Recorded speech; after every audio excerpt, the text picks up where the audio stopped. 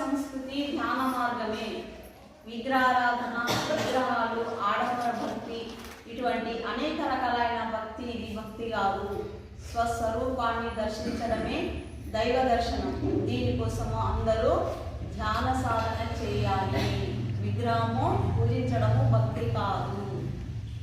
నీ ఆత్మను నువ్వు దర్శించుకోవాలంటే ధ్యాన సాధన చేయు.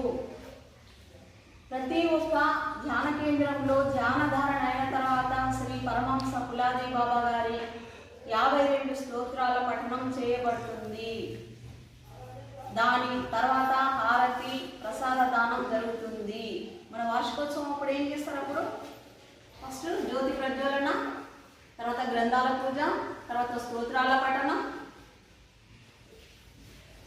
అయిన తర్వాత ప్రవచనాలు అయిన తర్వాత హారతి అయిన తర్వాత అన్నప్రసాద వితరణ జరుగుతుంది. అదే రాయించింది ఇక్కడ బాబా.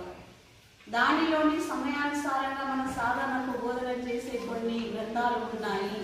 ఆ గ్రంథాల పేర్లు ఇక్కడ ఇస్తున్నాము. వాటి పారాయణం చేయాలి. వారానికి ఒకరోజు మీ వీలుని బట్టి దీనికి కేటాయించుకోవాలి. వచ్చిందా ఇక్కడ?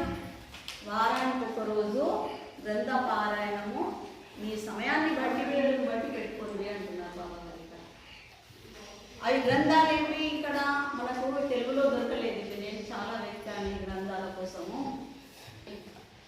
మూల స్తంభం ఒకటి గ్రంథం మూల స్తంభము, రెండవది జ్ఞానేశ్వరి గ్రంథం, మూడవది భగవద్గీత, నాలుగవది సిద్ధాంత బోధ, యోగ బీజం, గోరక్షనాథ్, ఆరవది గర్భావళి, ఏడవది యోగ శిల్పోపనిషత్, హఠయోగ ప్రదీపిక, ఆచార్య యోగేశ్వరానంద్, తొమ్మిదవది భారతీయ సంస్కృతి ఔర్ సాధన, గోపీనాథ్ కవిరాజ్, ముకుందరాజు వివేక సింధు, లలిత సహస్రనామ భాష, 12 అగమ శాస్త్రం, 13 మహాతీర్థ మంజరి, 14 తాంత్రిక వాజ్మయం మొదలైన సద్గ్రంథాలు మందిరాలలో ఉంచమంటున్నారు. పట్నాపూర్లో ఉన్నాయి 200కు పైగా గ్రంథాలు ఉన్నాయి. అల్మార్లలో ఉన్నాయి. బాబా ఉన్నప్పుడే దాన్ని ప్రారంభం చేయడం జరిగింది. 200 దాకా గ్రంథాలు ఉన్నాయి. కానీ అక్కడ పారాయణం వాళ్ళు శ్రావణ మాసంలోనే ఇప్పుడు పెడుతున్నాం. ఉన్నాయి గ్రంథాలు ఉన్నాయి. ఈ